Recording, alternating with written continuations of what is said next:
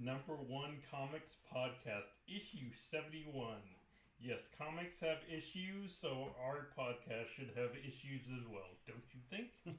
I couldn't agree more. Yes. With me each and every week is my co-host with the most, Dan. Say hey, Dan. Hi, Dan. Yes, hello is my thing, so you get hey Right. or a hi. We are a weekly comics podcast where we take a new number one issue and give it a deep dive review that covers the beats, story, dialogue, art, colors, and we let you know if we think you should move on to issue number 2 or not. This week we will be covering the all new number 1. From Image Comics, Blood Squad 7. Such a 90s title. Right? We also discuss comic book related news, if any exist, that week, and talk to you about books in shops this week and what you can expect next week. With that being said, we will be back after this.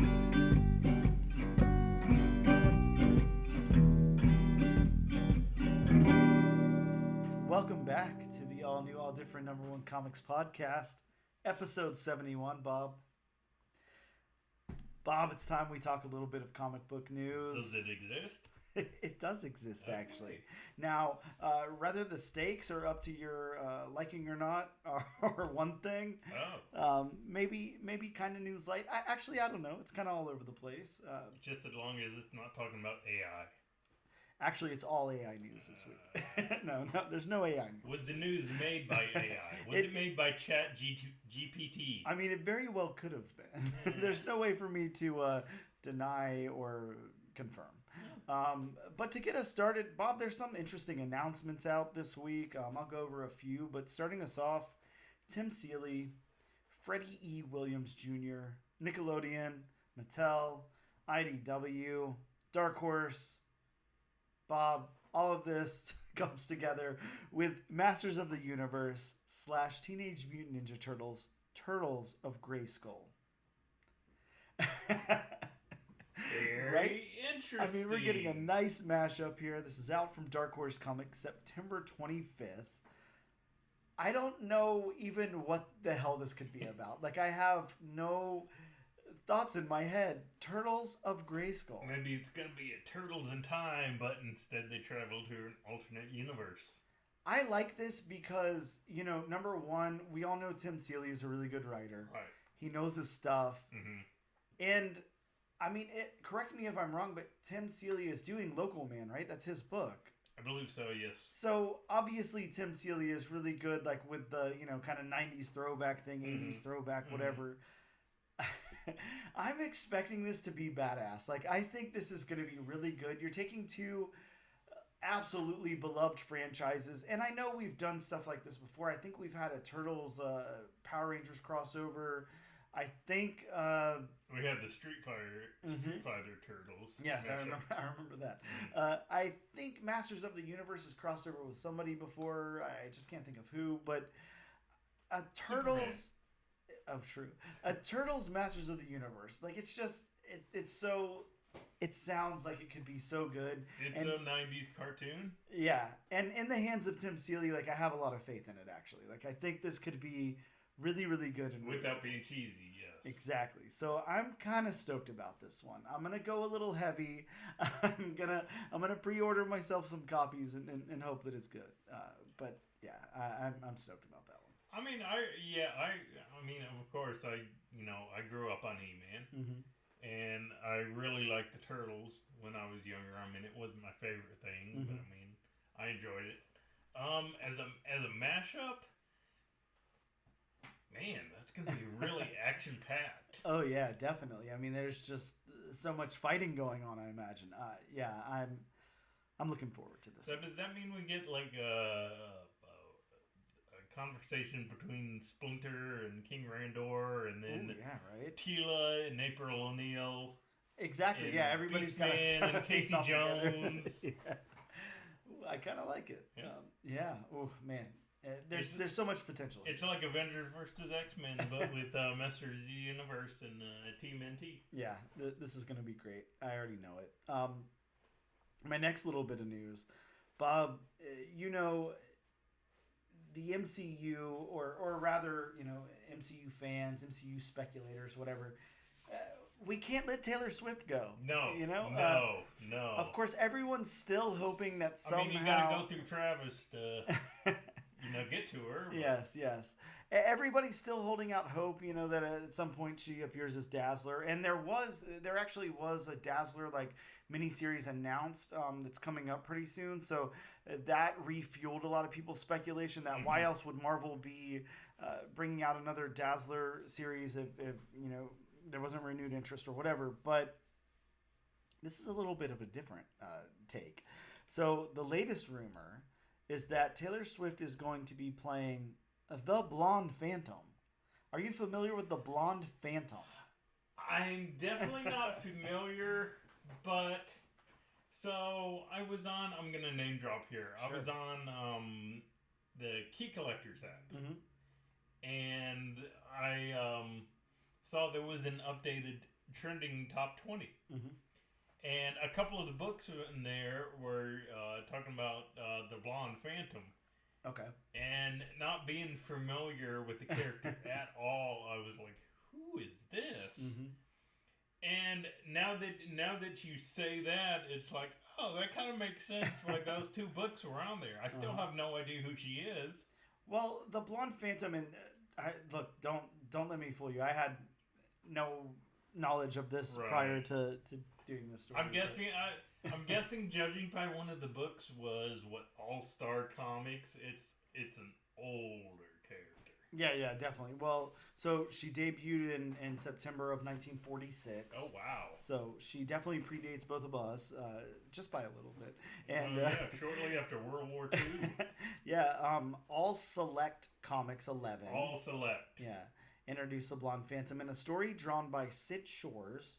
Wow. It's a right. deep cut.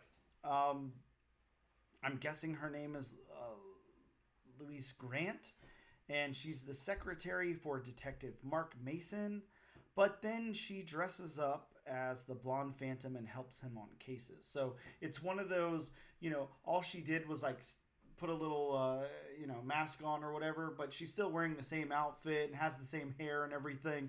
But then she comes out to, the detective and is like, I can assist you on this. He's like, where did this cool blonde lady come from? So basically she put on the Clark Kent glasses. Yeah, exactly. So it's one of those. But there's covers of her with Namor, with Captain America. Wow. She was heavily used in this time period, and one of the articles that I saw about it was like they were comparing her to the Wolverine of her time, because she had just debuted, but she was like, she was guest starring in everybody's book, and she was on the cover of everything. And I'm like, This is so crazy, because I feel like this is a Mandela effect, because how would we not be very familiar with this character at this point? I mean, she's sharing covers with Captain America and Namor, Human Torch, timely comic stuff, and in the late 40s, we should be pretty familiar with her. Right. But we're not. So, so I don't know. This is an interesting one. Interesting. Yeah, I went and looked up some eBay listings and stuff just for, cover appearances or whatever. Pretty hefty price tags on those things. Of course, now it's being driven by speculation also. So, I also read in another article, and I don't have that in front of me, so I don't have much to go off of, but that Scarlett Johansson originally wanted to portray the character in the MCU before she got the role of Black Widow. So really, yeah. So I don't know. Would she have donned a wig or dyed her hair? Good question. I mean, she's blondish, right? No, I don't know. Maybe used to be. Yeah, true. Yeah, interesting character though. Interesting choice. That's the latest MCU rumor. So I don't know. I mean, what about Dazzler? Taylor Swift is perfect for Dazzler. She sings. She's a pop star. She embodies Dazzler. Right. So I don't know why we're moving to the blonde Phantom. Just put her in an outfit, give her the light-based powers, and she's Dazzler. Yeah, exactly. I mean, I'm trying to think, have we had more than one portrayal of Dazzler on screen? I know we had the one in the the second generation of X-Men movies, but I can't think of anything else. No, I actually think that's the only time that I can remember Dazzler has appeared in any kind of project. Yeah, live action or serial. Yeah, I mean, Dazzler seems perfect. I don't know. It'll be interesting to see where this one goes. Next up, and again, very, very just kind of headlines. Not really much I could dig into. Right. But there are rumors now that the planned Avengers 5 film is going to be a lot more grounded, a lot less, I don't know, whatever it was. Cosmic. Yeah, cosmic, whatever. But a lot more grounded. I guess maybe the feedback they were getting from fans is that they wanted a more grounded story. So looks like that's what's going to be happening with Avengers 5 here. Deadpool and Wolverine breaking all-time day one ticket sales for a rated R movie. Yep. Pre-sales there already. So, man, nuts. I mean, are you surprised? No, not at all. But this is going to be a big movie, of course. A big movie.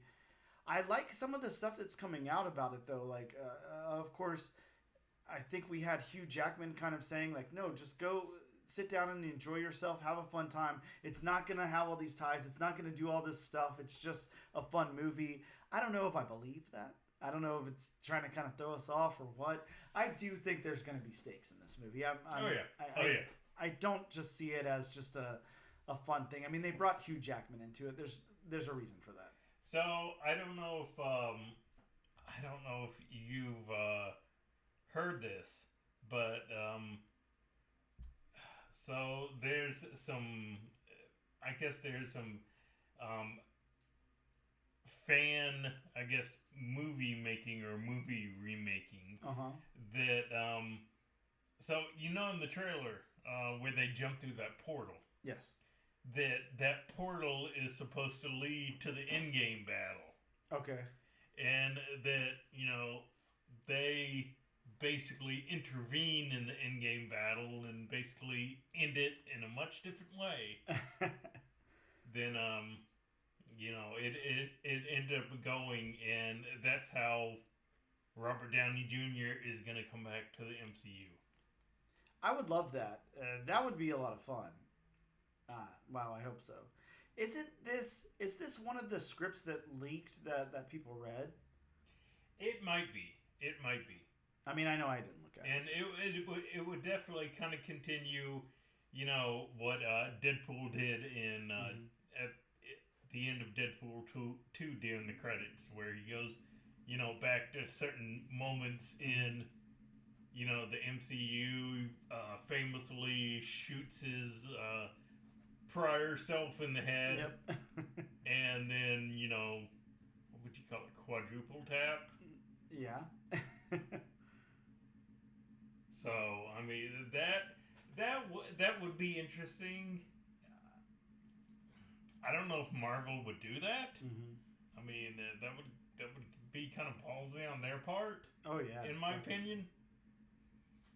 I don't know. I mean, I guess at this point, like, not saying what do they have to lose, because I mean, they have a lot to lose, but I mean, it's almost like the general.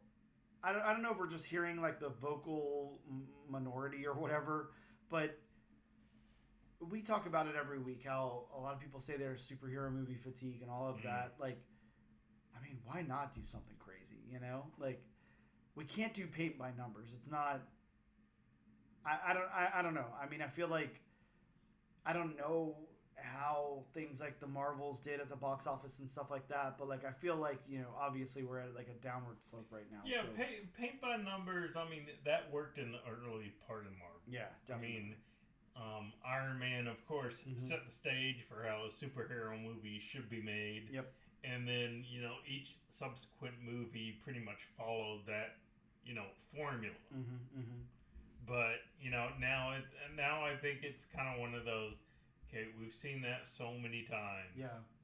That, we don't need to see that again. I mean, it's along the same lines of, we don't need We don't need to see Spider-Man's origin again. We don't need to see Batman's origin again because we've already seen it, umpteen thousand times. But man, it's a good origin. Hey, I'm an orphan with a shitload of money. Right. But nobody knows I'm Batman. Somehow. Yeah. Somehow this works. Clark Kent glasses. Yeah, I don't know. Interesting.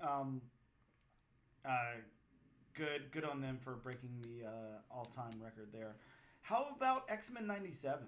How about X-Men 97 being the highest rated MCU project ever on Rotten Tomatoes?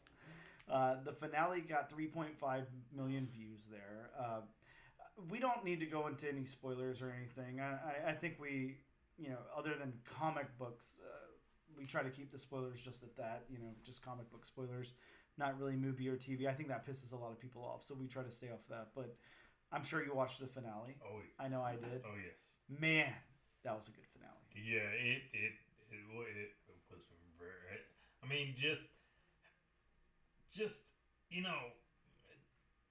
I don't know. It gave me the feels to the old animated series. Definitely. It really did. Definitely. And it definitely helped that a lot of the original players, so to speak, returned for their voice roles.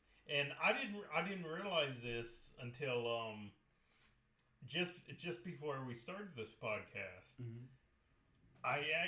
On Disney Plus, there's actually one of those assembled on X-Men 97. Oh, really? And it talks about, all the way from the beginning, from X-Men the animated series, which they got the original, director. God, why can't I remember his name now? To be kind of like the overseer. Oh, okay. And, they got some of the original writers to, kind of be the overseer. Mm-hmm. But the original voice actor of Gambit, and again, the name escapes me. The original voice actor of Gambit, he actually voiced Cable in season 1. Really? Yes. Huh. Which I did not know about, but it was so cool just hearing all the voice actors with their original voices, and it's like, you could just close your eyes and you could hear that character, and then they would actually go into the character, and it's like, oh. Yeah, some great voice acting there. I don't know. It was really, really good. And I know we felt a little weird at first about the animation, but it took like 3 seconds for that to wear off. For me. And I mean, if you look at it, they do still they do a hybrid, in a lot of their scenes, because you still see, the 2D cel shaded backgrounds. Yep. You just see like the action is all anime and all that, but yeah, I can't say when I first saw the trailer for season 1 that I was really on board with the animation. But now after watching season 1, I'm just like, okay, I like the animation. I like how they're doing a hybrid of both. Yes. Now, what are your thoughts on, of course, you and I have talked about this. I've actually alerted a lot of people to this, a lot of friends and stuff, like, I guess, who are just, watching it, not really digging into news or whatever. Maybe they're not big comic book fans, I don't know. But, of course, you and I know that the showrunner, wrote, basically, had everything in order for these first 2 seasons, and then was fired by Disney, by Marvel and stuff. And the reason for that was that he was difficult to work with, and also had an OnlyFans account, which was not received well by Disney executives. Now, let me point this out. The OnlyFans account is a non-explicit OnlyFans account. So I don't know why that would have any, reason to be included in that. I understand more like the James Gunn firing and stuff like that. Not that I agree with it. I'm not agreeing with it, but I understand that was, there were things said that, could be used against them for, whatever. This guy had an OnlyFans that had nothing explicit on it, no nudity, nothing bad. Like, so are you just saying a guy can't have an OnlyFans account? Like, I'm not too sure what the problem with that is. Maybe if you work for a giant conglomerate like Disney. I mean, I would not be surprised if Disney somehow owns OnlyFans. So, but isn't Disney just about owning everything right now? I yeah, mean, exactly. they have Star Wars, they have Marvel. Yes. It's only a matter of time before they get their hands on Netflix. Mm-hmm. Yeah, very true. I don't know though. What are your thoughts though? Because I don't think they have found somebody to replace him yet. Mm-hmm. After parting ways with him, and I'm confused here because I think it's already been greenlit for a third season. Right. So, do you think anybody else can capture this magic? Because I'm not gonna lie, I'm kind of scared that they can't. Like, this is like lightning in a bottle. Yeah, my hope is, of course this isn't going to be in the same situation. This isn't in the same vein whatsoever. Mm-hmm. But my hope is that this is a James Gunn situation. Yeah.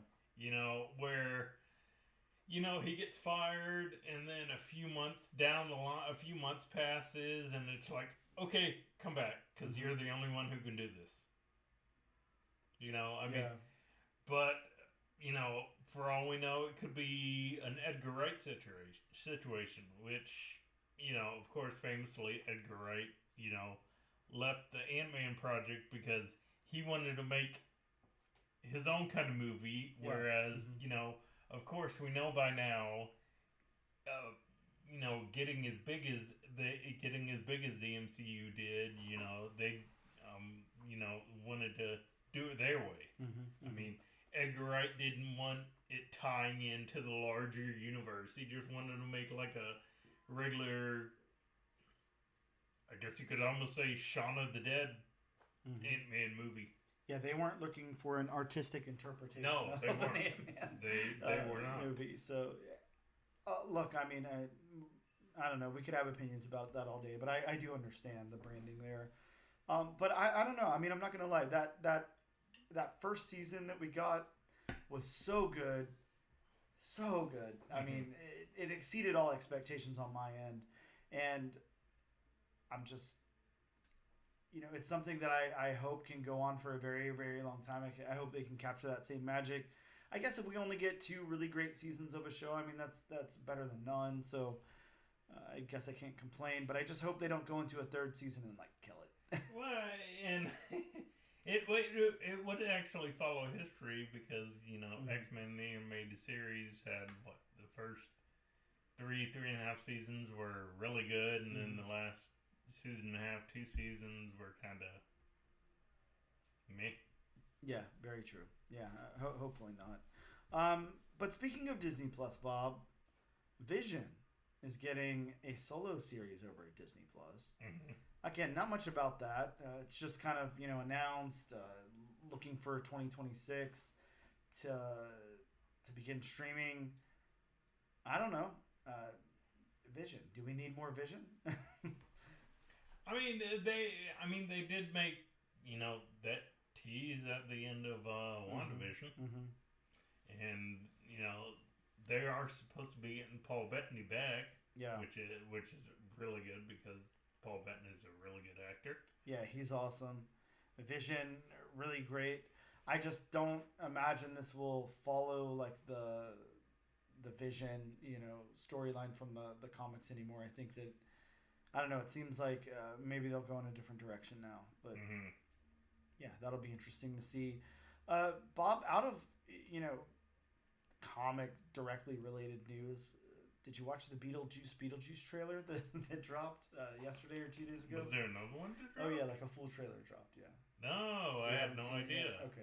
I had no idea. Well, then I can't talk about that, but it is out there. It's interesting.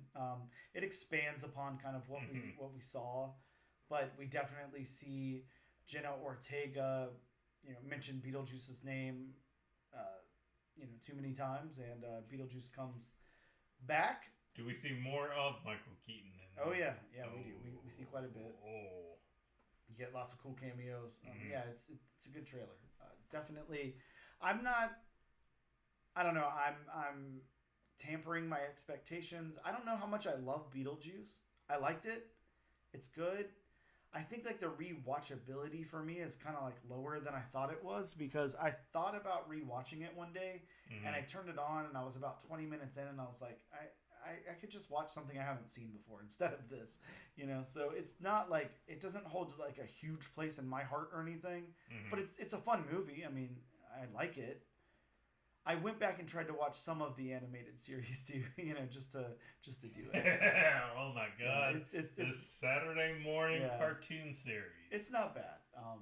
It's interesting. Again, I mean, it's 90s. Yeah. Oh yeah, it's very 90s. And then my last little bits of news here, Bob, Tom King. You know Tom King. You've heard of him, right? I know. Of course I know Tom King. You've heard the name once or twice, right? I mean, I think we probably covered a Tom King book on this before. Any Batman fan knows Tom King. I'm trying to think if we've covered a Tom King book. We had to have. Oh. There's no way we haven't. Oh man. One doesn't come to mind, but I know we have. There's, you know, I'll have to make a note at the end of this or something. Right. There's no way we haven't covered Tom King. But Tom King is going to be writing a book in your favorite universe, Bob. And it's one that I don't think he's touched before. I don't think. Archie Comics, Bob. He's writing a book called The Decision. And Bob, the reason that I talk about this book is Tom King is going to have Archie actually finally choose Betty or Veronica. It's going to be named in the book. It's just a one-shot. But he's choosing either Betty or Veronica here. There's no like multiverse situation where, like, you know, before, I can't remember the name of that series, but we showed Archie, you know, in two different realities. One where he married Veronica, one where he married Betty, and then it showed, you know, kind of what his life was after that and everything. No, in this one, he actually chooses one, and that's the continuity going forward. Interesting. Very interesting. So that begs the question, Bob. Yes. Archie or Veronica? Hey. Wait. Archie or Veronica? Oh, well, sorry. I mean, you know, Betty or Veronica. Oh, wow. Me? I don't know. I'm going to go with Veronica. Yeah, I mean, you have to. It's in the name there, you know? I mean, Veronica, it's so exotic and just... Well, Veronica, I mean, brunette. Yeah. You know, she'd spit fire. Yep. Mm-hmm. Oh, and by the way... Oh, yes, we did do Animal Pound. That is correct. Okay, so we have covered Tom King here before. I knew we covered him. Yeah, I was like, there's no way we haven't. Yeah. I just could not remember where he was from. Yeah.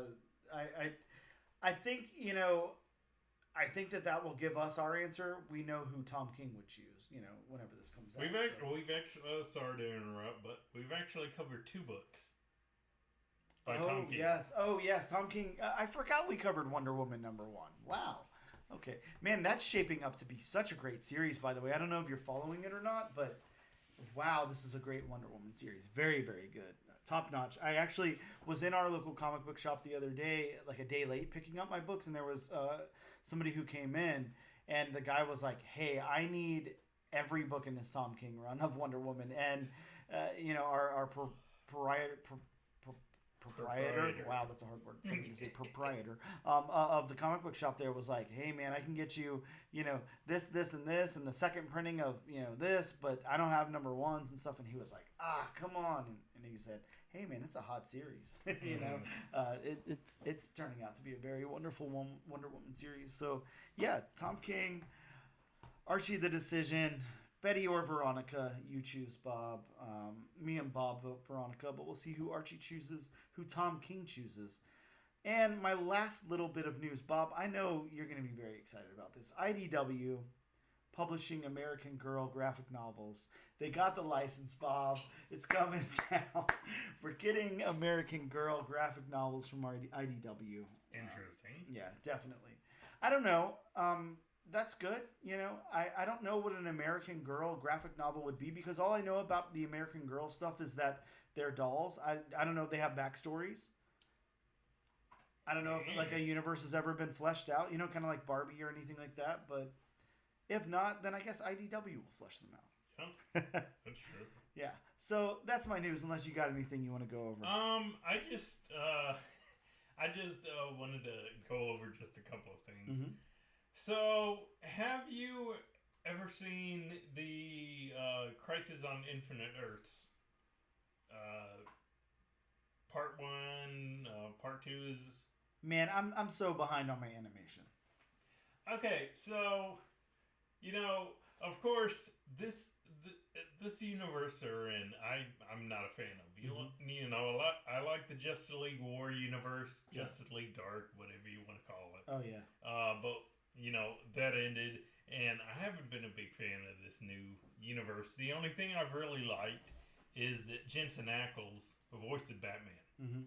So, I really like that because I really like, Supernatural, which Jensen Ackles is big time famous for doing. Yep. So, I watched Crisis on Infinite Earths Part 1 a while ago, and I thought it was bad. I just thought it was boring, and it just seemed like everything was thrown together. I could not follow the story at all. And people praise, all the DC animation so much. I don't know. Some of their latest works, hit or miss. But I watched Part 2, and I had heard bad things about Part 2, so I was kind of like, okay, let me watch it, see how it is. I thought it was much better and more coherent than Part 1. Really? I really did. So, I'm not saying you have to watch it, but, if, you're a fan of, DC animation and nothing else is on to watch, then... Hey, if it's a random Tuesday night and your internet's out and you finish up your favorite show already. It's only like $6 to rent on Amazon Prime. So not bad. Not bad at all. My second and last piece of news is for my fellow Star Wars fans out there. We have the new series Star Wars Acolyte coming out June 4th. Okay. Oh, that's the one I like, right? The Jude Law? No. Oh, that's no. What's the Jude Law one called? The Jude Law will be Skeleton Crew. That's the one I want to see. Okay, sorry. Anyways, and I don't think they've set a date for that. This one is of course the biggest name in is Carrie-Anne Moss. Of course famous for Trinity from the Matrix movies amongst other projects, but of course the Matrix comes to the forefront. Oh, is there a movie called Matrix? I haven't heard of it. The Matrix? Yeah, is that who's in that? Wait, I'm just joking. I was about to say, don't let me throw this, tumbler at you. I know you guys can't see us, but that was Bob was very, very disappointed. there was a whole look there. I was very disappointed. Yeah, that wasn't good. If you ever want to piss Bob off, wow. No, if you ever want to get me triggered, just say in my presence I've never seen Star Wars. Then I will get triggered. But like I said, it comes out June 4th. It takes place during the High Republic era, which that's the era of comics that they're doing now. That's set 200 years before New Hope. So that's during the peak of the Jedi, when it's a more peaceful galaxy and the Jedi are plenty and abundant. Before all the shenanigans. Which more and more Jedi have survived, it turns out. Ah, nice. Well, good. June the 4th be with you. With that being said, let's take a quick break. We'll be back in a moment. And we are back with the all-new, all-different Number One Comics Podcast, episode 71. Bob, let's talk about some books that came out this week in local comic book shops. Okay. It was a fun week. We had some books. From Marvel, we got Amazing Spider-Man issue number 50 with the return of the Green Goblin. How stoked are you about that? I mean, it's always a good time when the Green Goblin returns. Right? And I have, I want to show you the cover that I picked up for this one because it's just, I know, we've gotten plenty of these John Tyler, Christopher negative space variants, but this black suit is really that nice. Pops yeah. with the white background. Yeah, that such a good cover. Yeah. So yeah, I'm stoked about that. We also got Blood Hunt number 2, Bob. We got Blood Hunt Red Band number 2. So the same book, but with a few additional pages that are super bloody and gutsy and vile and all of those things. Now, I don't know if you've looked at prices recently for the polybagged incentive variant for issue number 1. Through the roof. Really? Yeah, it's a Thor cover. It's inspired by one of those, I don't know, pre-code, horror books. I did read about that. Whoa. Yeah, I saw what it was homage to, and I'm like, I've never heard of this comic in my life. Yeah, probably like crime suspense stories or something like that. Yeah, crime suspense stories. Yeah, probably one of those. Now this one had a similar homage, but it had Wolverine on the cover. So I tried my damnedest to reserve a copy, but no go. So, but yeah, those things are selling upward of like $250 a piece. It's a very hot book right now. Is it gonna be another Robin King? Oh yeah, I'm sure it'll go down. Yeah, I'm sure it doesn't have much staying power because while I really like Blood Hunt, I like what's going on and everything. It's a really fun, cool storyline and everything. We're not getting like first appearances or anything. I mean, so who cares? It's not going to hold any weight.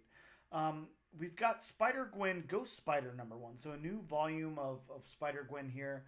The difference here is kind of like the Miles Morales difference. Spider-Gwen is now being absorbed into the 616. So she's in the regular universe. Yeah, that's what happens in this book. So yeah, we got some cool stuff going on there. We also got a 1 per store surprise variant that Marvel sent out for that same book.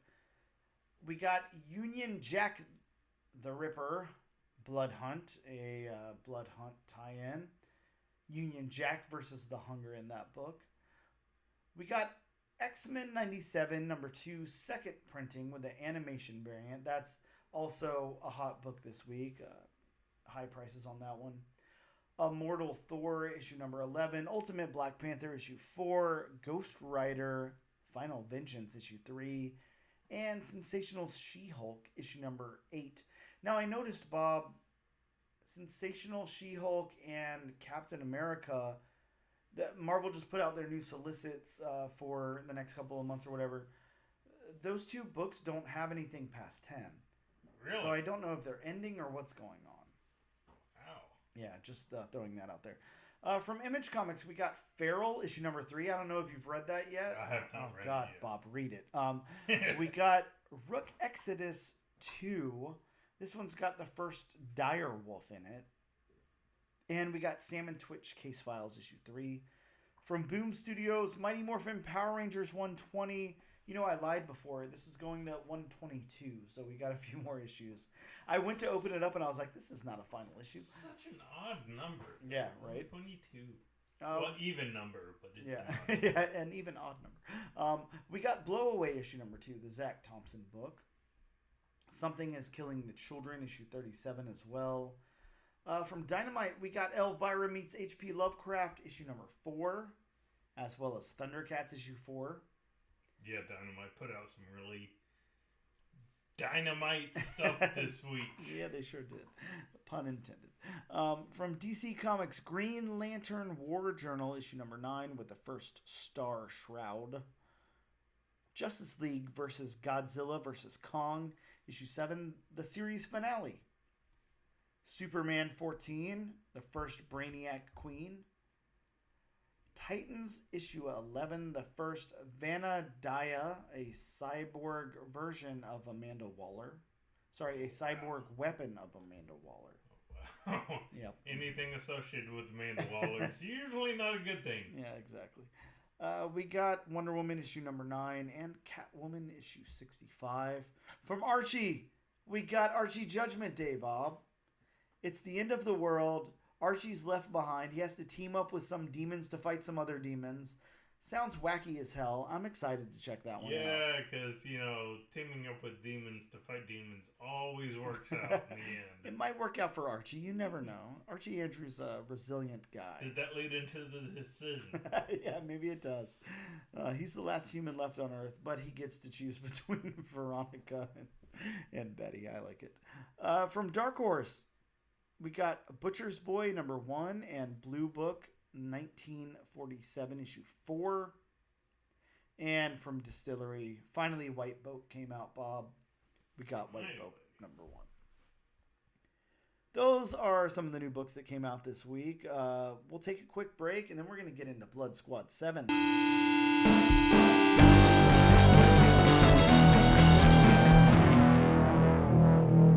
Welcome back. This is episode 71 of your favorite comic book podcast, the all new, all different number 1 comics podcast. And if it isn't, it should be. It sure as hell should be.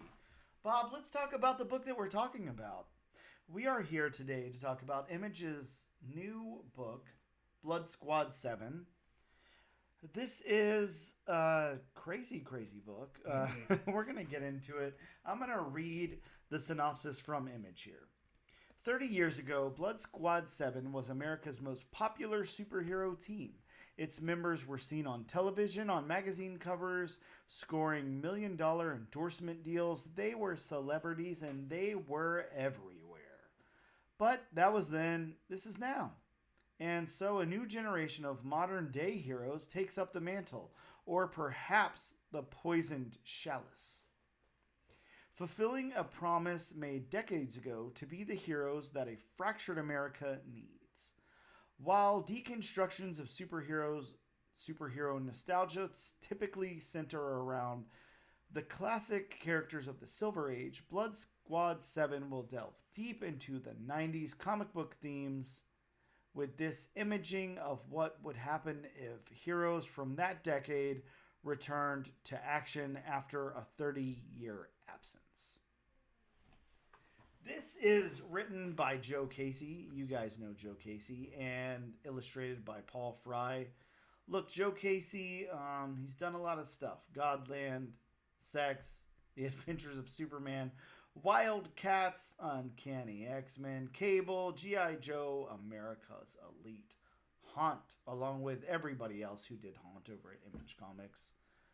Superman, Batman, Deathlock, The Incidentals, Avengers, Earth's Mightiest Heroes, Youngblood, and speaking of Youngblood, this book is definitely all about Youngblood. Yes. Kneel Before Zod, The Incredible Hulk, X-Men, Children of the Atom, Avengers, The Origin, The Last Defenders, Vengeance, Iron Man, The Inevitable, Final Crisis Aftermath, Dance, one of Bob's favorites, Miami Vice Remix. Look, the list goes on and on and on.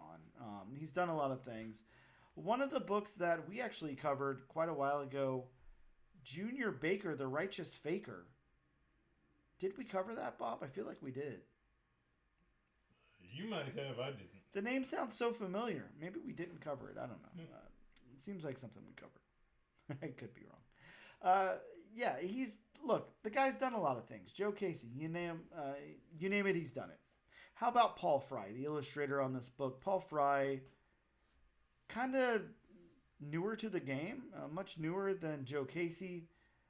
Star Wars, Han Solo and Chewbacca. Star Wars, Darth Vader. Spider-Man 2099, Exodus Omega.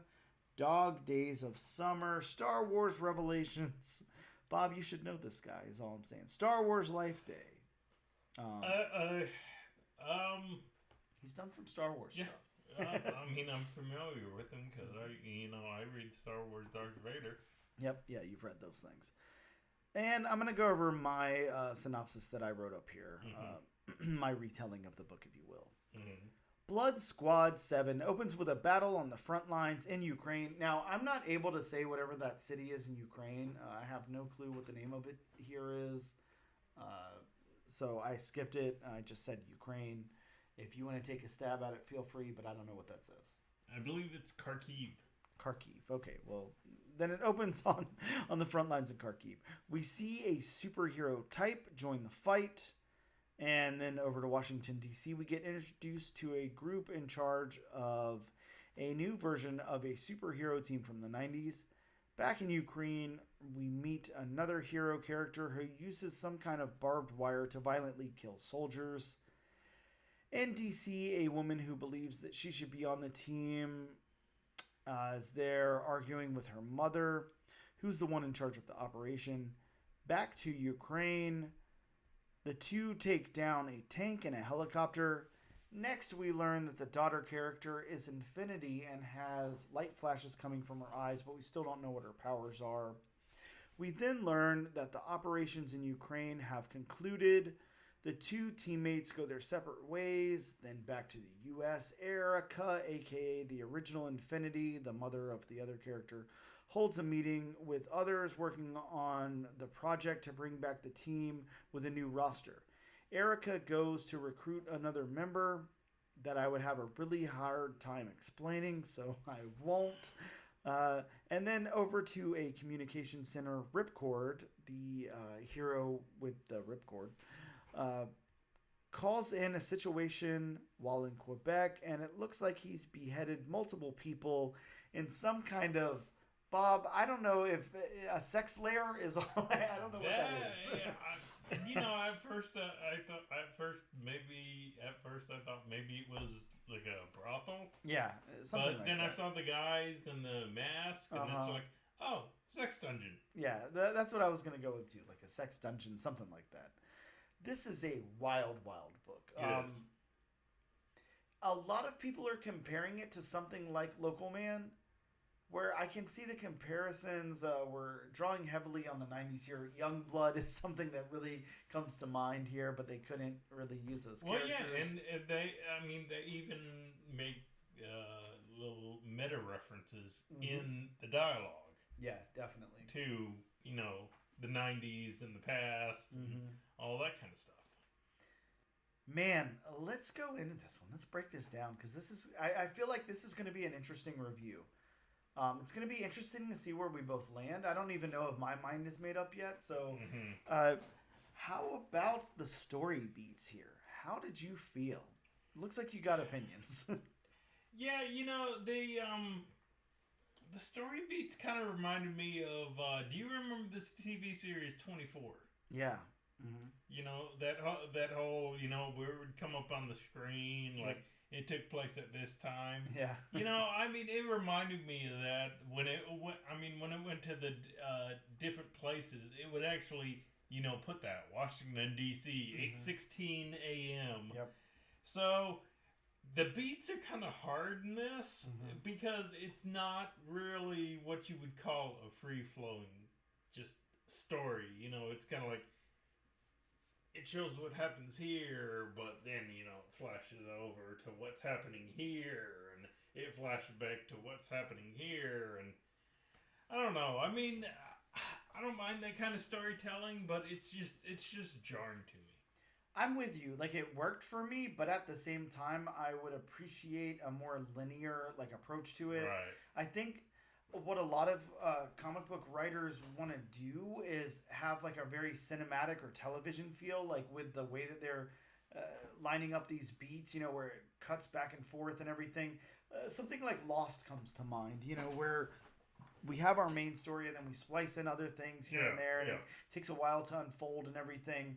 And I appreciate Lost. I loved Lost. I thought it was a wonderful show. Sometimes, in comic book form, this is just, like you said, jarring. It is jarring. It's a little harder to follow. It's definitely hard to, retell, because you basically just have two things going on, but you have to cut back and forth. It's a lot. It's not as much. It is jarring, but it's not,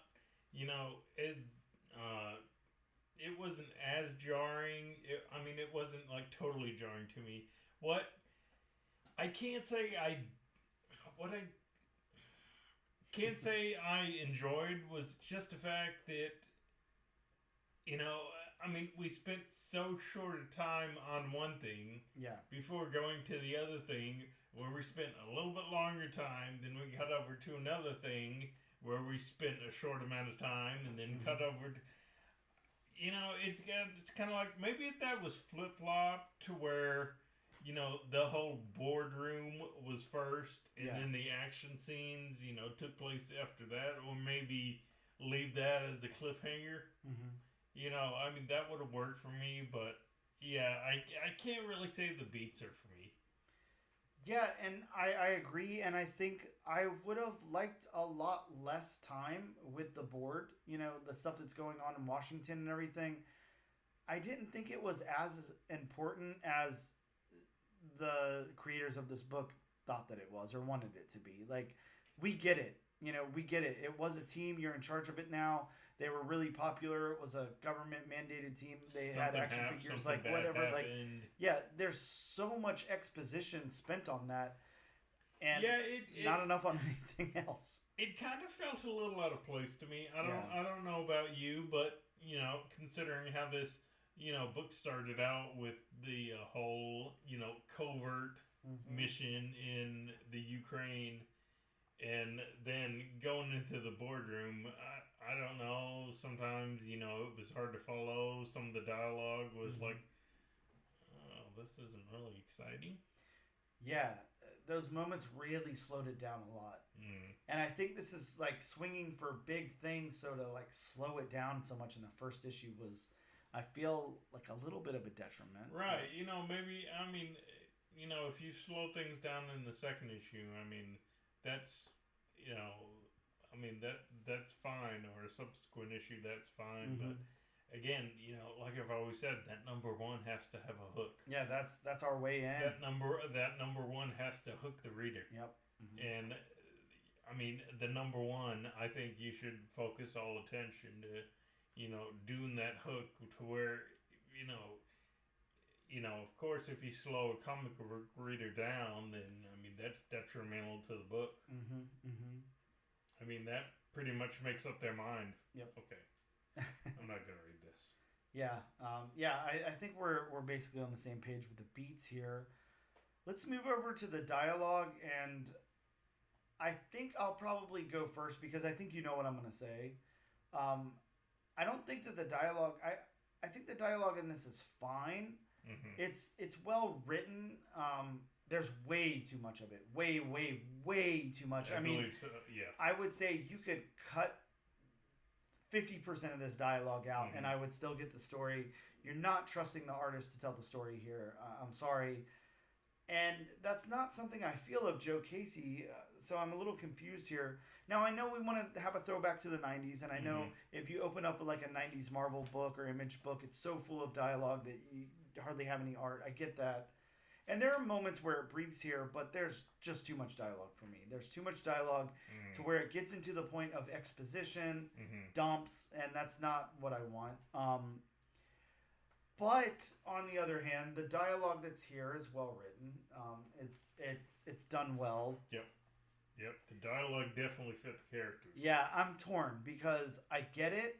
You know, you're trying to have this, you know, thing going on with this, you know, team here, you know, behind the scenes, and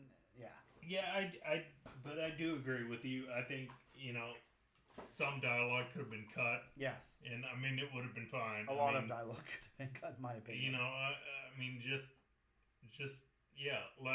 let it breathe. Let the art speak for itself. And you know, one thing, and I pointed this out before. This is maybe a personal thing. I don't know how you feel. I absolutely hate whenever, you know, especially on a first issue of unestablished characters, when you don't give me a way in right at the beginning with these characters' names. I gotta know who they are, and if it takes me half the book to find out that lady's Erica, then that's not okay. I need to know. Yeah, and I really like the books right when you open it, you know, it says who each character is. Absolutely. I love books like that. Just do it. I mean, why not? Because, if you see it right off the bat, you're going to remember who that is throughout the entire comic. Yeah, I hate it because it drives me crazy. I'm like, who am I looking at? Who's talking right now? What is this person's name? Uh, I mean, I could see like an artistic choice, every now and again, like, to make something mysterious on purpose or just drop you in or whatever. But this wasn't that. Like, this I needed to be able to connect. I needed to know who these people were. Mm-hmm. By the time I got around to learning their names, I'm learning their mother, Erica and her daughter, their mother and daughter, and I'm like, and we'll get into this later, but I'm like, these ladies look the same age. Like, I don't know if that's part of their powers or what, but like, that's not working for me. I don't know. I was confused here. I'm going to go ahead and say while the beats, suffered because they sped up and slowed down too much, the dialogue is definitely suffering because it's well written dialogue. It's just way too much. And you skipped out on names, and that was really important to me.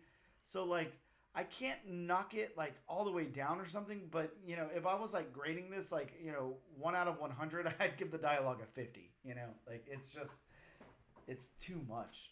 Yeah, and again, like we said, it would have been nice to know who these characters were. Very. When they first popped up, give us like a little box. Yep. That says Erica, formerly Infinity. Exactly. And like I can't even remember the daughter's name to tell you the truth. Well, exactly. I have no clue.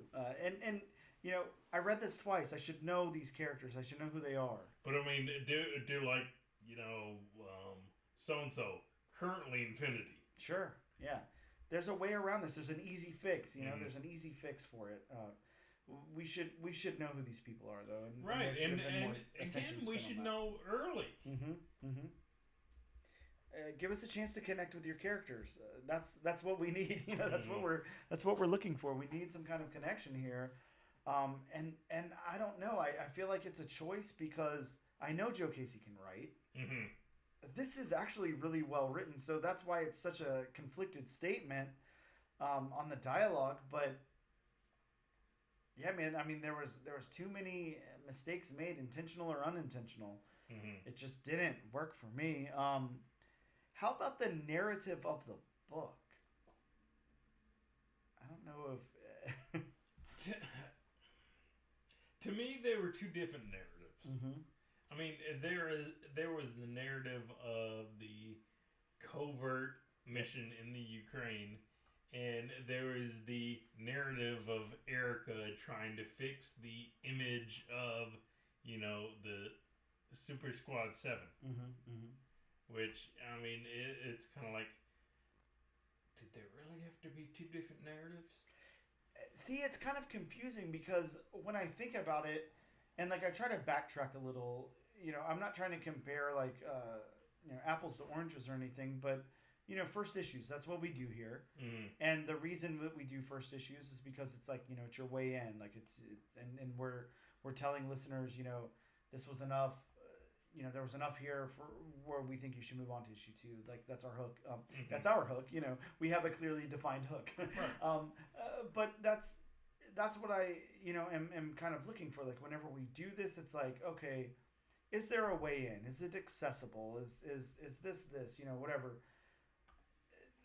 There was no, like, clear statement in this book. I didn't get anything clear out of it. It was like, okay, there is a superhero team from the 90s that something happened to that now needs to be resurrected, but not resurrected. It needs to be reformed with different people. And why?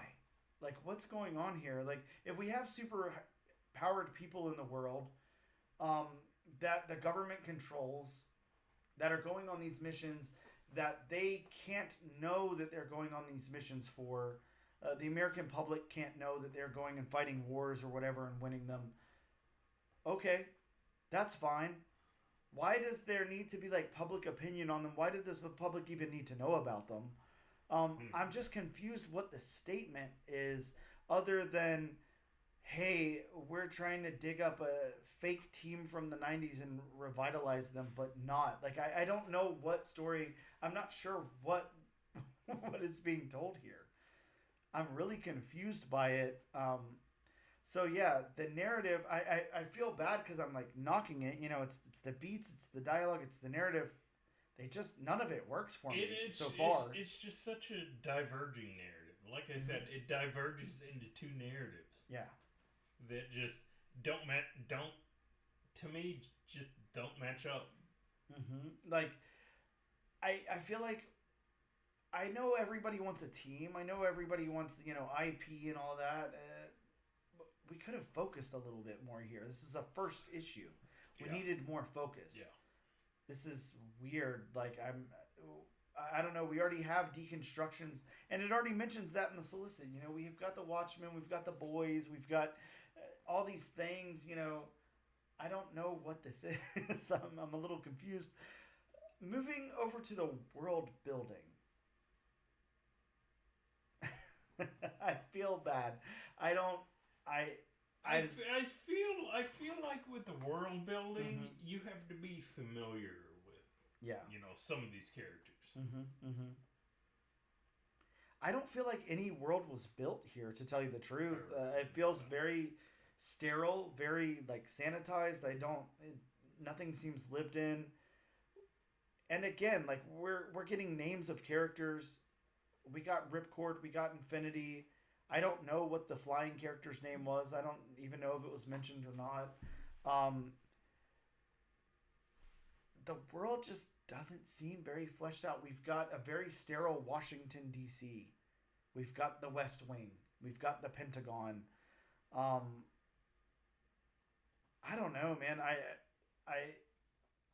talking about it makes me feel like this works way less than it did when I was reading it. Again, I just think because nothing was really totally focused on, that hurt the world. Yeah, it did. Because I mean, it didn't have time to breathe or build up before it just went on to something else, and that didn't have any time, and then it went somewhere else.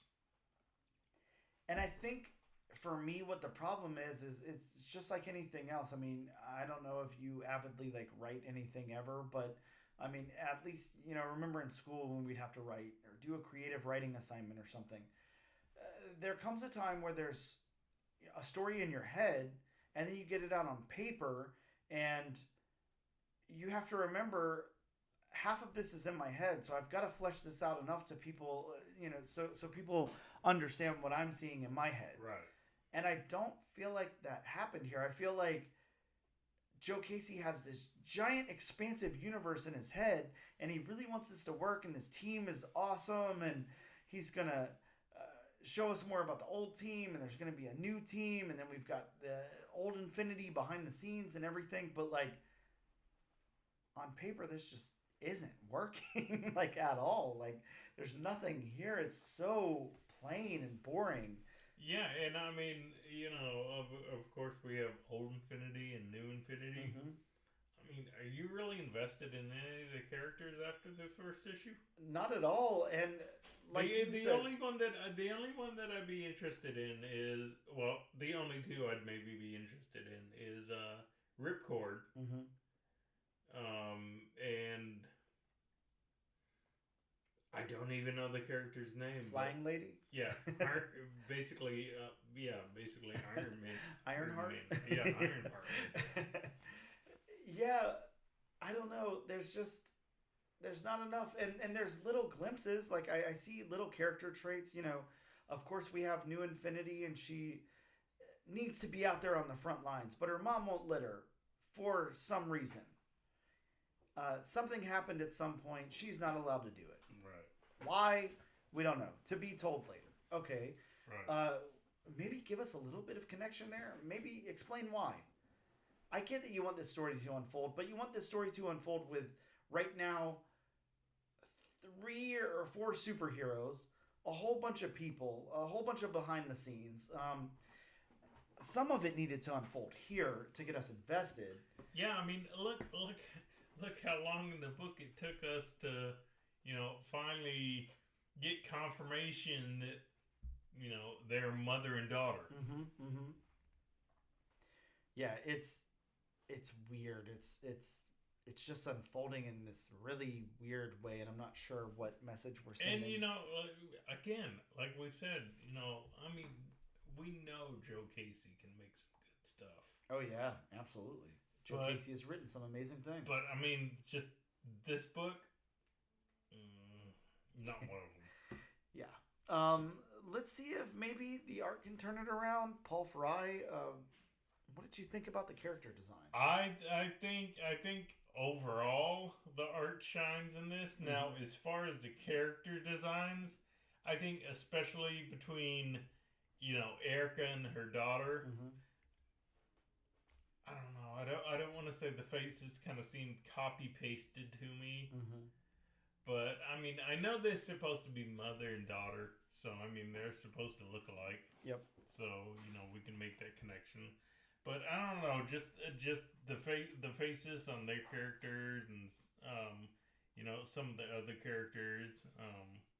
Of course, we don't get to see Ironheart's face right there, so we don't know what she looks like. We don't get to see much of Ripcord's face because he's got that Winter Soldier. Yep. Mask on. I don't know. Some of the faces just seem to kind of blend together. Yeah, I'm with you. I actually do like the character art. I think it's done well. There's this weird quality to it, and I'm trying to think of where I've seen it before. Maybe in an Elsa Bloodstone book, but Erica is giving me Elsa Bloodstone vibes. Like she kind of looks like that. Mm-hmm. The quality that I'm talking about is the thick outlining, the black outline on everything. Yeah.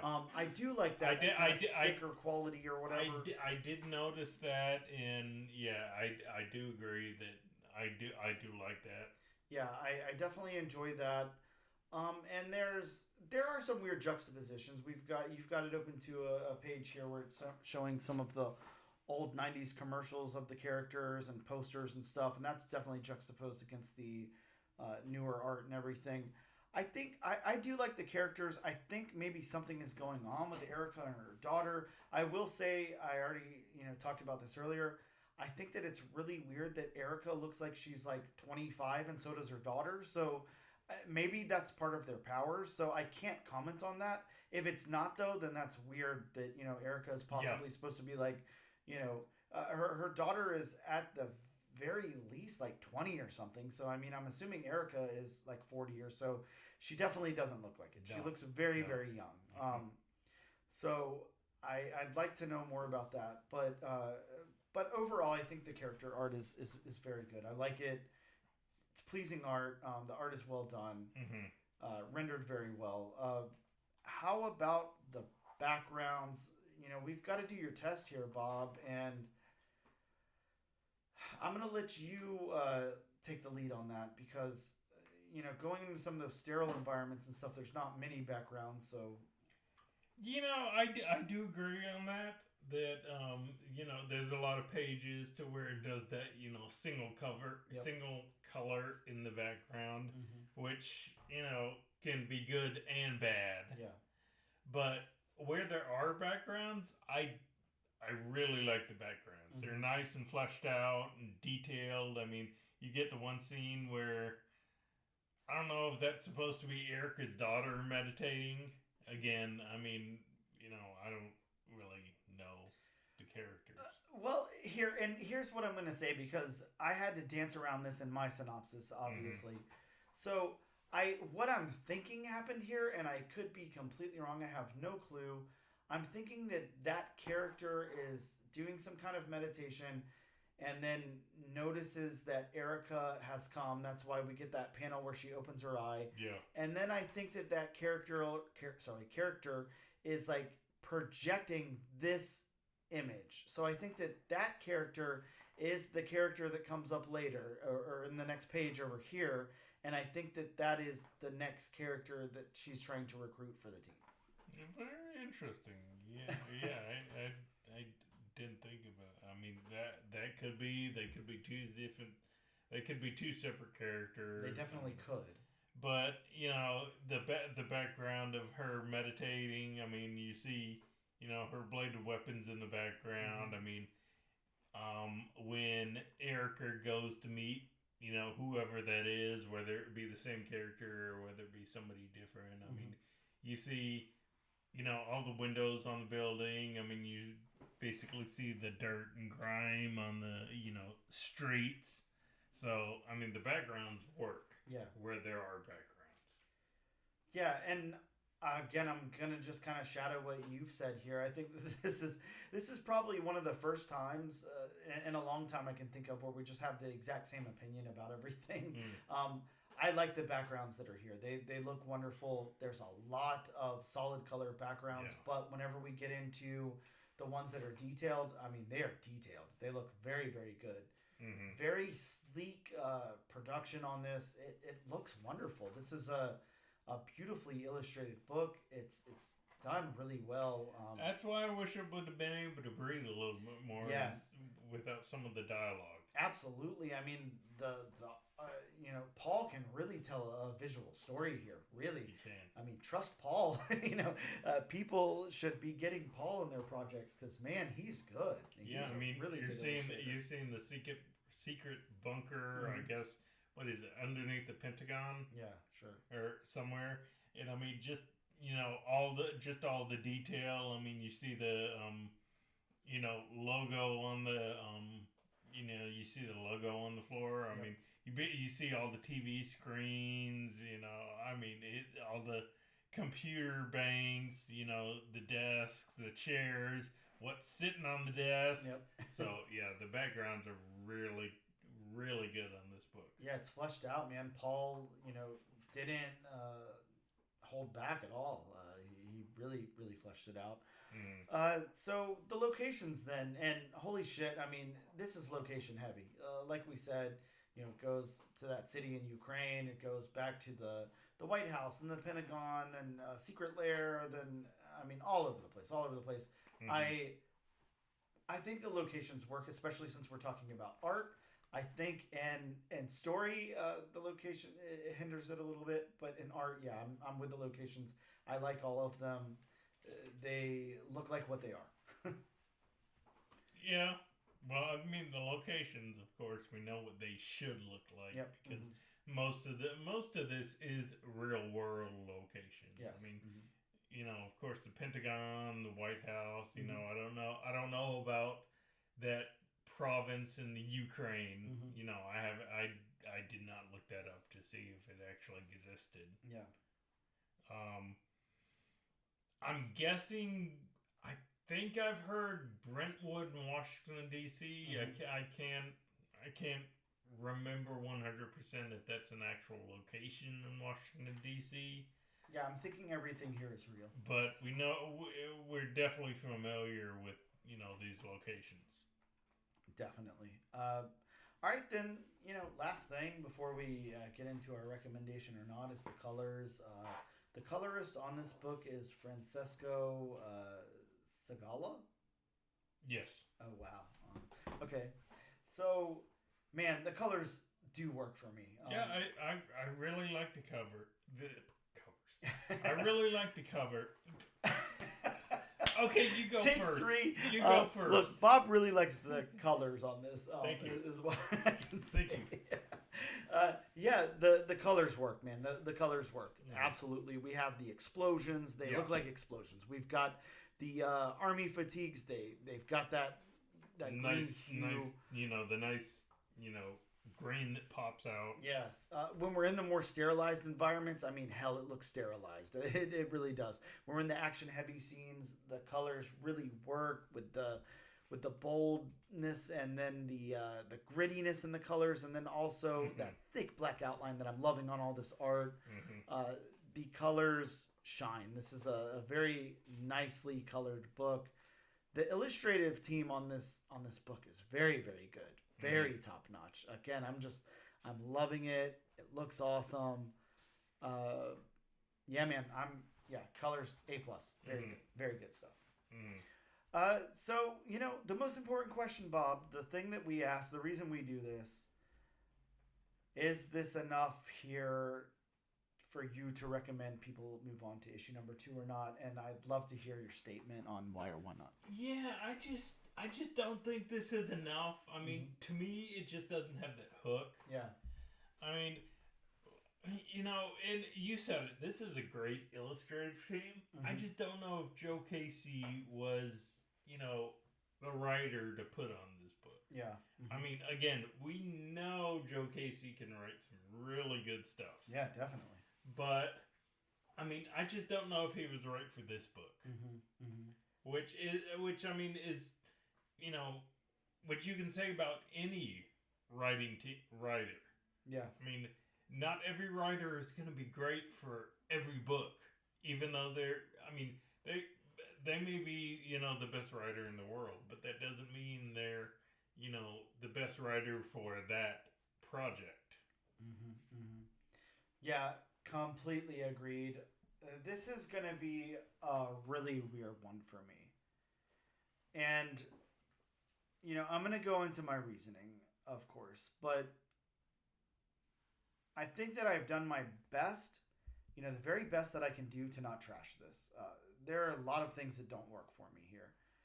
Whenever we get into our story beats, our dialogue, our narrative, and our world building, I honestly, it's like I see some potential and it just was not executed. I'm seeing, the fact that I don't like the way that the story beats are laid out here. I don't think that they work for the book. The dialogue, it's too dialogue heavy. I'm always going to point that out whenever something is very, very dialogue heavy and it's not telling me the things that I need to know. I mean, if you have this much dialogue in the book and I still don't know characters' names, that's a massive fail. Right, yeah. The narrative, it shifts so much that, again, it's confusing. It makes me dizzy. And then the world building, I felt like was the weakest part of the whole book. Like, we had a chance to really flesh out this world, and I feel like kind of what we did instead was try to rely on the fact that comic books existed in the 90s. And that was supposed to be my world building, and now we're in this world. Yeah, and that goes back to my whole thing about Joe Casey may not have been the best one for this book, because we've read books that harken back to the 90s. Oh, yeah. Absolutely. Danny Ketch, Ghost Rider. Yes, hell yes.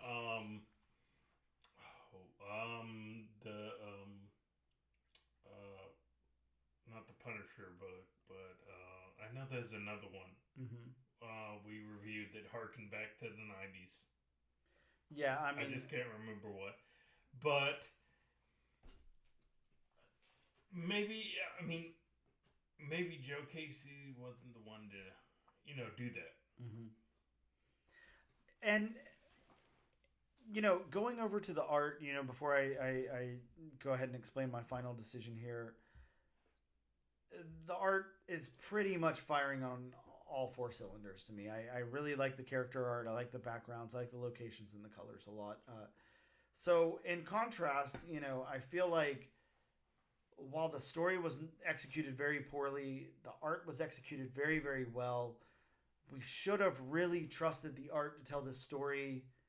And God, it's hard. I am going to say this. I do want to check out issue number 2. I do think people should read this book and check out the second issue. I didn't think I would say that going into it, after reading it the couple times that I read it. I didn't think I could recommend this to anybody. Right.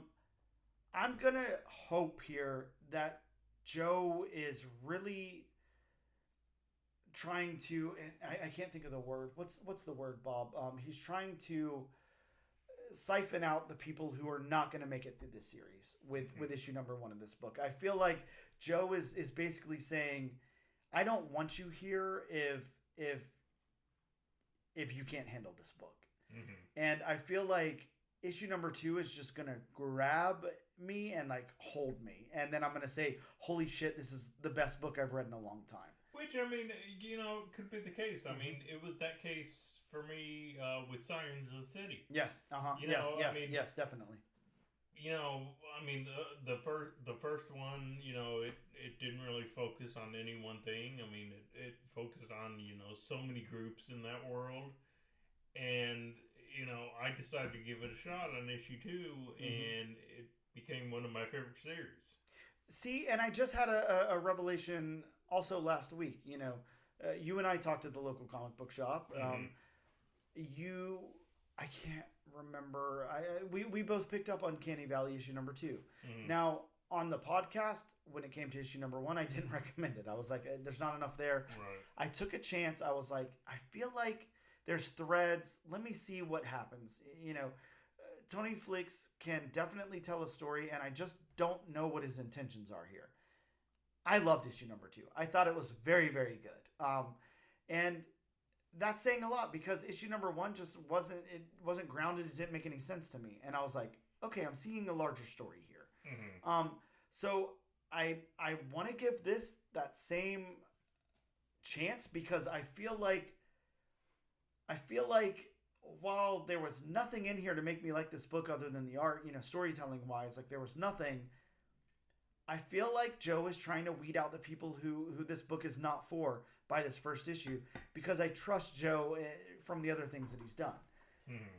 Now, that might not be the case. I might pick up issue number 2 and it might be the same as this, and then I'm tossing it. After that, there's no going back. I'm not waiting till issue 5 to like a book. That's crazy. Right. But I am going to recommend issue 2. And I think that is a crazy recommendation. And I know that it's weird because I have done all but trash this book through my review. But I feel like there's enough hope, that this might be a good thing. So with that being said, Bob doesn't suggest you pick up issue number 2. I suggest you give it a shot and see what happens. And if it doesn't hook you after that, definitely don't continue any further. And I'm going to see next month if that was a good decision or not. And I do plan on following up here, at least in the news section or something. So with that being said, let's take a quick break. We'll go over the books that are coming out next week. Do you listen to albums start to finish? Do you love concept albums? Are you always the first one at a party to bring up King Gizzard? Say no more. The Album Concept Hour podcast has everything you need. We have hot takes. It's like Voltron. It's just like Voltron. It's like Voltron with jazz. This is emo. This is Willie Nelson's emo trip. Bad improv attempts. That was. Let's all do our best Aussie accent. Let's not. Let's alienate all the Australians. And sometimes we even learn something. As they listened again and again to the song in the control room, Axel started saying, "Where do we go? Where do we go now? Where do we go?" Shut up. Spencer turned down the music and said, "Why don't you just try singing that?" And thus the last part of the song was born.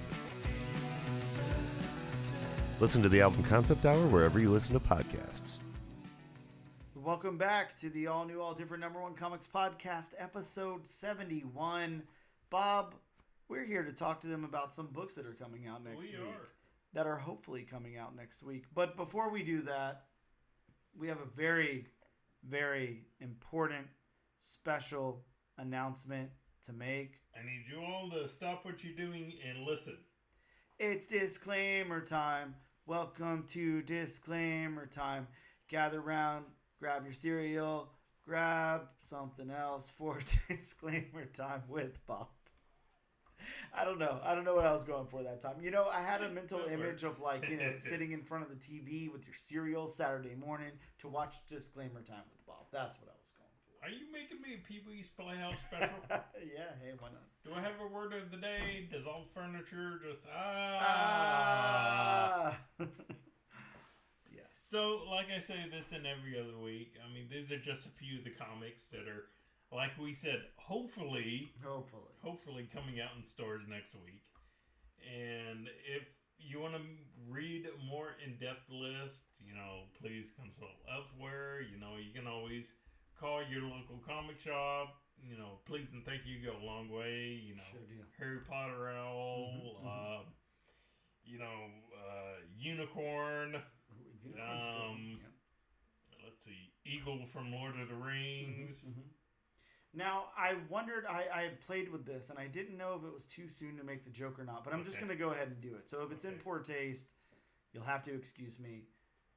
If you're in Jacksonville, Florida, like Bob and I, you can run your car through the window of your local comic book shop and ask them what new comic books are coming out. It's funny because when I went the other day to get my comics from Gotham City Limits, my local comic shop. Yep. I actually asked, when are you gonna get a sign and hang on the door that says, "Please park outside"? Yeah, I mean, why not put up those little, I don't know exactly what they're called, but the little pole signs, like the handicap signs and stuff. They're on the little pole thing, and then just have those spots and say, "Please park outside" or "Parking outside only" or something, on them. Like, yeah. I mean, why not? Make a joke out of it. You know, it happened. Whatever. Yeah, I was gonna say, make light of a very bad situation. But they do. They're very not pissed about it. They're like, "Hey, it happened, sucked. Right. We're okay now. Glad everybody's good," type of thing. So they're very lighthearted about it. It's not like they're taking it too seriously. So just hopefully it wasn't in poor taste, but I had to throw that one out there. No, I mean I don't think it was in poor taste. I mean they're making a light of it. I mean even of course I'm sure Santana. Of course, I'm sure she still gets kind of... Oh, yeah, sure. Being in there, but I mean, she's back to work. I mean, she, enjoys what she does. So, yep. I mean, kudos to her because, I mean, most people wouldn't be able to do that. And if that happened, it'd be like, okay, I can't go back. Yeah, exactly. Yes. So, like Bob said, hopefully all these books come out. Santana, we're glad you're doing good. Go check out Gotham City Limit if you're in Jacksonville, Florida. Or if you're not, travel down. Come down to Florida for Take a day trip. Yep. Yeah. Come say hey to the whole crew over at Gotham City. Yeah. I mean, lest we not forget, it's a shorter drive from Georgia than it is from Tallahassee. Hey, weird, huh? Yes, it's weird how that. We have a long panhandle. First up from, I never thought I'd say that. I didn't even know this creator existed. From Wake Entertainment, right? Wake something. Yeah, Wake Comics Entertainment, whatever. Yeah, I believe it's Wake Entertainment. Oh, yes, Entertainment. Yes, you are correct. We have Essentia number 22, which has and I just want to mention this book just because of how insane it seems this one cover is. Because it's a variant cover by J. Scott Campbell, and it's limited to 380 copies. So, like you said, that's a one per store, correct? I think it's just the store exclusive. Store exclusive. Yeah. But already on the high end, and this is on the high end, the book hasn't even come out yet. But on the high end, it's already at $300. And I confirm this because I looked on the eBay, and while there's not a whole lot of that cover, the one cover I did find, or the one auction for that cover I did find that was going on had one bid, and it was already over $200. Yeah, I don't know, Bob. I'm seeing like 4 of them or 5 of them. They all have active bids on them. So yeah, and they're all up that high. So yeah, this is definitely a $300 book all day. I don't know why. Yeah, interesting. Just for that cover. So yeah. So comics are a crazy thing, kids. I wonder what stores are gonna charge because you and I both know we're not the only ones who see this stuff. Oh yeah, definitely. So I mean, it's just nuts. But next up from DC, we have Volume 4 of DC Pride. All right, so DC's been doing this for 4 years now. Yeah, and we've got DC Pride 2024. This is an anthology of stories featuring, characters in the You know, I think I'm not.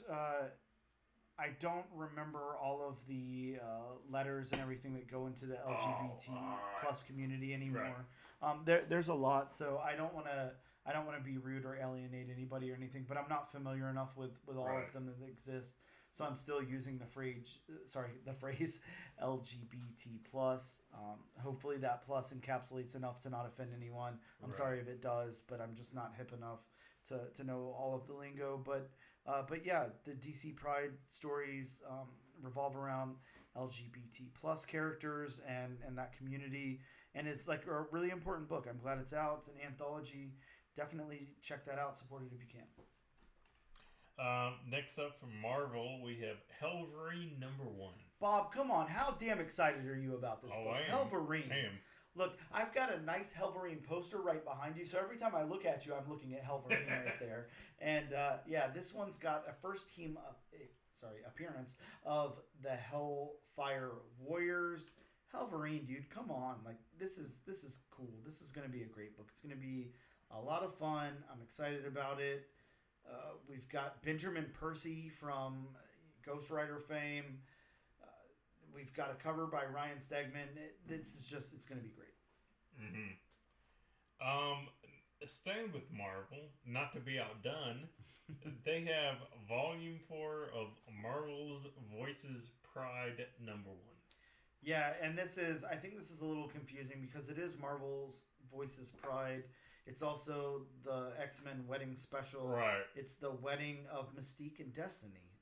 Really, really cool. This should be a big issue. I definitely picked this up. I'm excited to read it and check it out. Of course, X-Men, Marvel always been pretty forward thinking on their characters and the community and everything. So, yeah, excited to check this one out. Mystique and Destiny. And the last two are from Marvel, and they're going to be Blood Hunt tie-ins. We have Midnight Suns Blood Hunt #1. Dude, I'm stoked about this one. This is, of course, like you said, the event tie-in. It's featuring Blade, Johnny Blaze, Danny Ketch, and Victoria Montesi. Okay. Yeah, this is, man, I love my Midnight Suns. And we've got Blade and Ghost Rider fighting on the cover there. This looks awesome. This looks metal as hell. I can't wait to read it. And yeah, that tie-in's going to be kind of interesting considering, what happens in Blood Hunt #1. Yes, yeah, definitely. So, of course, you have both Ghost Riders, so would you be able to survive a double penance there? Good question. I'm sure somebody has. I don't know. I don't know. One would be bad enough. One would be very bad. What character was it in the Nick Cage flick that it took down the villain? Oh God. Now you're talking the Nick Cage Ghost Rider. That's something I should go and rewatch tonight. Sounds like a plan. Which I wonder one? if that's on Disney+. Which one?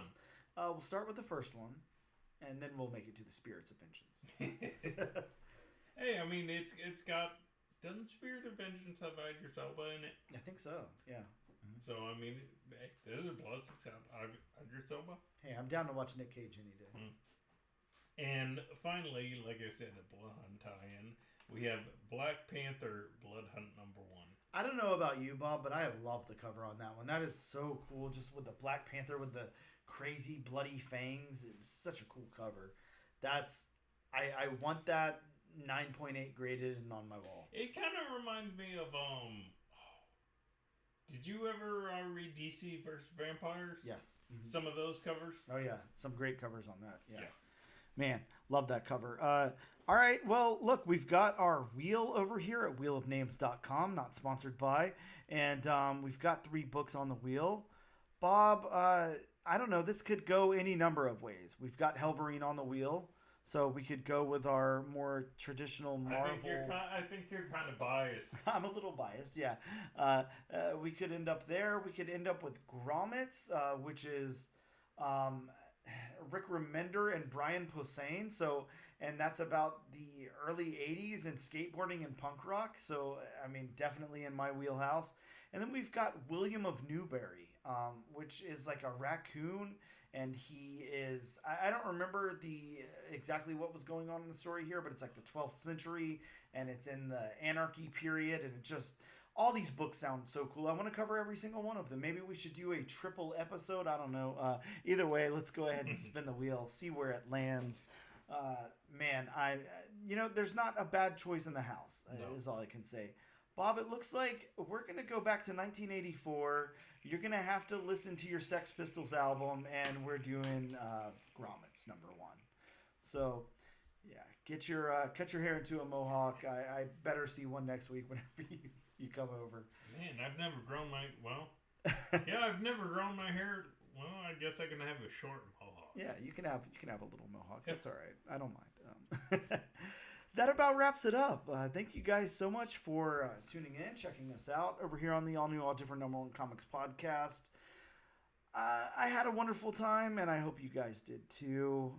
Make sure that you, subscribe, like, do all that stuff you're supposed to do, share. I don't know. We could use some help, We used to get some amazing numbers that we could see, but since Spotify switched over to whatever analytics they're switching over to now, it looks like, we're all lonely and we're only getting like a few, not a few, more than a few, but the numbers aren't the same as they used to be because it's only pulling from Spotify now and not everywhere else. So yeah, and I know there are a lot of other people in the same boat. yeah, exactly. So it's a little wonky now, but use our hashtag #AllNewAllDifferentNation. Check us out on the web. We're on Instagram, on X, and on TikTok, as well as YouTube under the Comic Book Channel. And hey, if you live in Jacksonville, Florida, go check out Bob's favorite comic book shop, Gotham City Limit. Tell them that the All New, All Different #1 Comics podcast sent you. And thanks. That's our episode for this week. See you guys next time.